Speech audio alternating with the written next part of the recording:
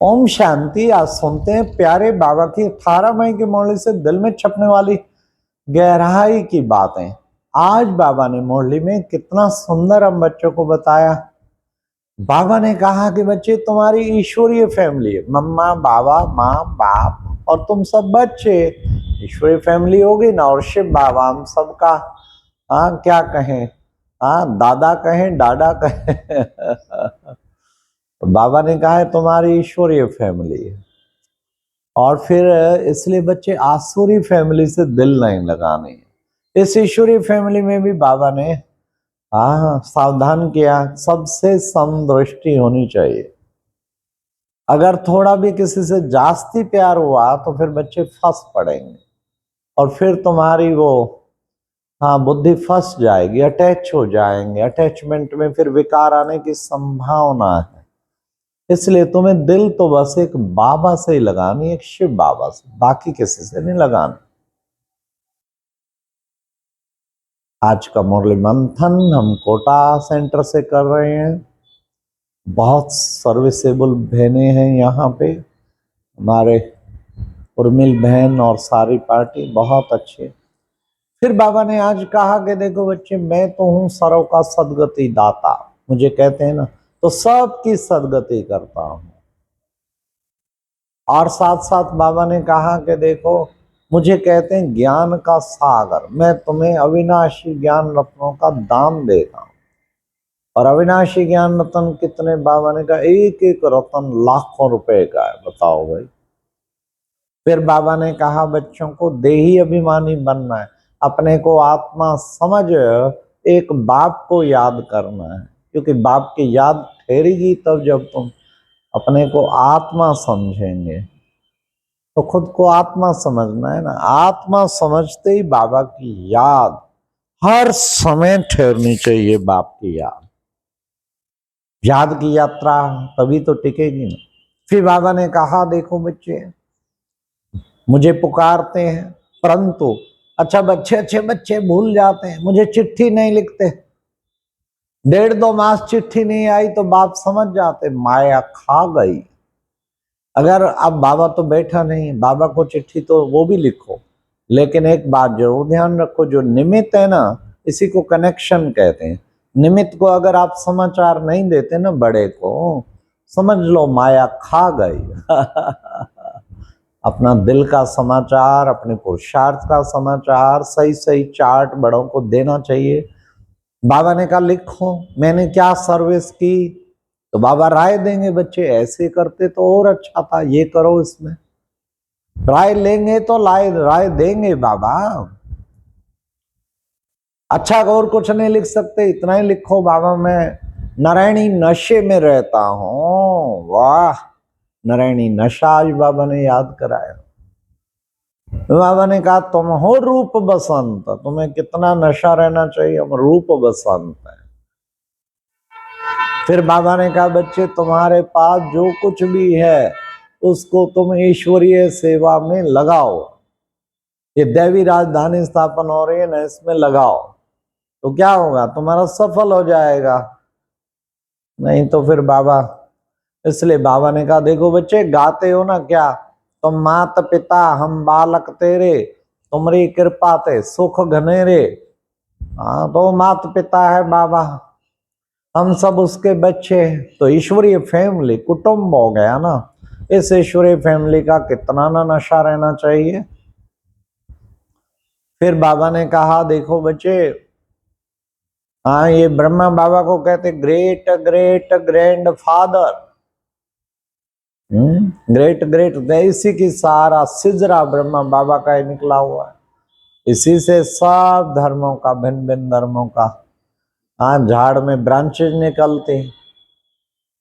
फिर बाबा ने कहा देखो 84 जन्मों का एक चक्कर पूरा करके आई आत्मा। फिर बाबा ने आज कहा देह अभिमान में आने से सारा नशा उतर जाएगा, इसलिए देह अभिमान को छोड़ना है और आत्म अभिमानी बनना है। ज्यादा से ज्यादा हर समय आत्ममानी बनना है। फिर बाबा ने कहा कि देखो बच्चे, तुम बच्चे कितने श्रेष्ठ हो, आज बाबा ने कहा, बाबा तो तुम बच्चों को कितनी अच्छी अच्छी बातें सुनाते हैं। हाँ, तो बच्चों को क्या करना चाहिए? अमृत वेले उठ के विचार सागर मंथन करो। अमृत वेले उठ के बाप को याद करो तो विचार सागर मंथन भी अच्छा चलेगा। तो बाबा ने कहा इसलिए बच्चों को नशा रहना चाहिए। और फिर साथ साथ बाबा ने कहा देखो तुम हो सब एक बाप के बच्चे, भाई बहन, तो तुम्हारी दृष्टि वृत्ति कितनी पवित्र रहनी चाहिए। बाबा के फरमान है, डायरेक्शन है कि तुम्हें विकार में नहीं जाना।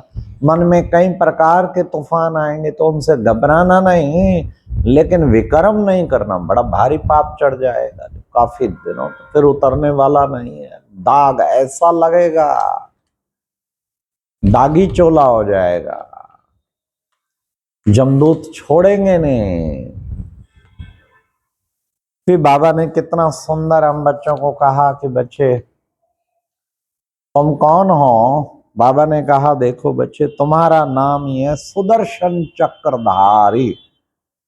सुदर्शन चक्र सदा फिरता ही रहना चाहिए।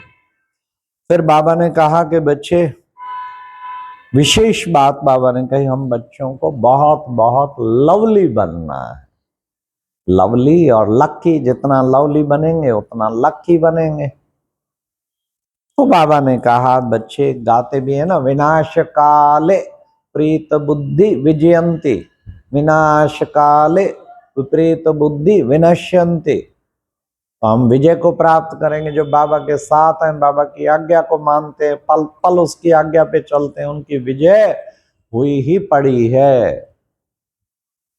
फिर बाबा ने आज कहा कि बच्चे इस राजयोग के द्वारा तुम स्वर्ग की स्थापना करते हो, इसलिए बच्चों को याद की यात्रा में तत्पर रहना। जितना आत्मा समझ बाप को याद करेंगे तो तुम्हारे विक्रम विनाश होंगे। नटशेल में बाबा समझाते, मन मना भावा, मन को मेरे में लगाओ।